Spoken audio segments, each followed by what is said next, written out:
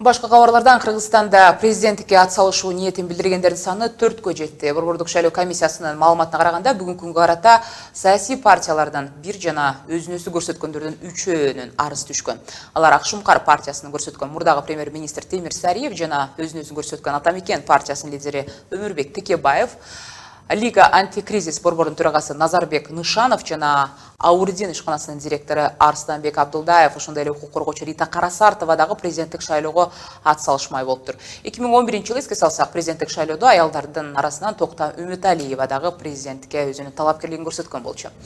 Аталган ушул 2 күндүн ичиндеги борбордук шайлоо комиссиясына келип түшкөн арыздар, өзүн-өзүн көрсөткөн талапкерлер туурасында кебизде Исмат Ибрагимов менен баарлашкан турабыз. Исмат, шайлоонун жаңы мыйзамында күрөө баасын 1 миллион сомго чейин көтөрүү менен салмактуу талапкерлер ушул сумманы төлөөгө алы жете тургандар гана келет деген ойлор айтылган болчу.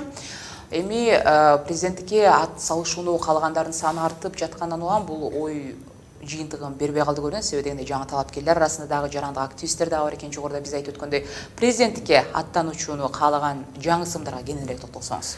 Рахмат Айгерим, азыр мен биринчилерден болуп эле өзү көрсөткөн талапкер бул Назарбек Нышановго токтоло турган болсо, ал борбордук шайлоо комиссиясынын биринчилерден болуп арыз жазган, ал Жалал Абад областынын Базар Коргон районунда төрөлгөн.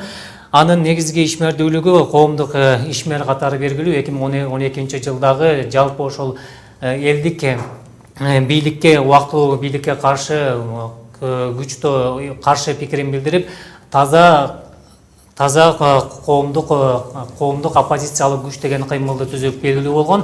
Ал андан кийин бул ишмердүүлүгү менен алектенбей калып коомчулуктун назарынан четте калган. Ал эми андан кийинки аракеттеринде 2017-жылдан 12-жылга чейин Ички иштер министрлиги Назарбек Нышановго уурлук боюнча ири суммадагы, ири көлөмдөгү уурлук боюнча атайын ушундай айыптоолор менен аны издөөгө салган. Андан кийинки кылмыш иштери боюнча азырынча кылмыш иштери жабылды элек. Андан кийинки талапкер Арстанбек Абдулдаевга токтоло турган болсок, бул талапкердин саясий ишмердүүлүгү, саясий тармакта ишмердүүлүгү жок. Ал коомчулукка 2011-жылы өзүнүн маалымат жыйынында кыш болбойт, ал эми өзгөрүү батыштан башталат деген билдирүүсүнөн кийин белгилүү болгон.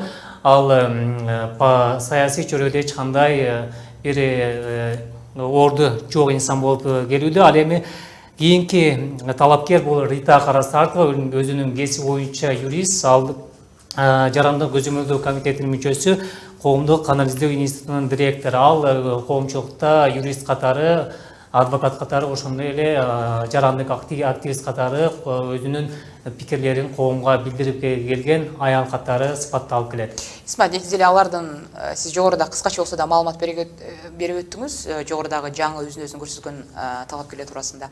Негизи эле алардын шайлоодогу мүмкүнчүлүгү канчалык экен? Себепчилерден бул тууралуу пикирин угуп көрдүңүзбү? Мурдага караганда эми алда канча дагы жогоруда айткан 4 талапкер кошулду айтып жатабыз.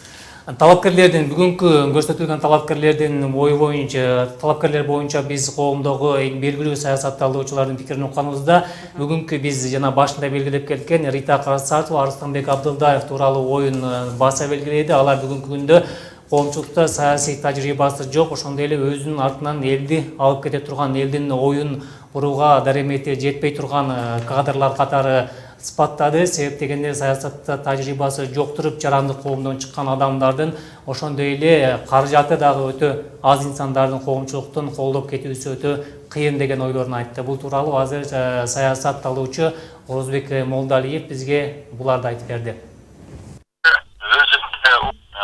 Эми коомчулук пикир деген билесиңер бат-бат өзгөрүп турат. Президентке өтүш үчүн уруксат берилгенден кийин пиар компанияны жасаш керек болот, коомдук пикирди өзгөрткөнгө аракет кылыш керек болот. Анан келгенде анын үстүнөн бул мамлекеттик кызматта жогорку кеңеште иштеп башталган адамдар болсо, элге бул жагынан жакшы болот эле да. Анан эми бул мен бүгүнкү позицияны алып караганда булардын шанстары анча чоң эмес. Исмат, өткөн жумада президент Алмазбек Атамбаев Сооронбай Жээнбековду президенттикке татыктуу талапкер катары көрөөрүн коомчулукка ачык эле айтып чыккан эле. Президенттин билдирүүсү бир талапкердин ачык сүрөгөн аракет болуп калбайбы деген да пикирлер айтылган мындан кийин. негизи бул үгүт иштерине карата же болбосо ошол эле соңку кездери биз билебиз бир катар партиялар дагы, саясий партиялар өзлөрүнүн жанагы жогорудагы биздин атыбыздан аттанат деген лидерлер туурасында улам съезддерин өткөрүп толук бекитип жатат. Деги эле мунун тегерегинде кандай пикирлер айтылып жатат? Негизи Атамбаевдин, Алмазбек Атамбаевдин Сооронбай Жээнбеков боюнча пикири боюнча коомчулукта айрыкча коомдук активисттер тарабынан айтылган сындар көп ойдо. Себеби биринчи президент баш болуп өзү мыйзамга каршы аракеттер жасап жатат деген оюн активист Рита Карасартова да белгилеп кетти. Ал эми Борбордук шайлоо комиссиясынын мүчөлөрү болсо, бүгүн бул мыйзамда так белгиленбегендиктен, түз белгиленбегендиктен президент өз оюн ачык айтууга бул өзүнүн укугу бар деген ойлорун айтты. Бул жерде эч кандай мыйзам бузуу жолдору болбогонун баса белгиледи.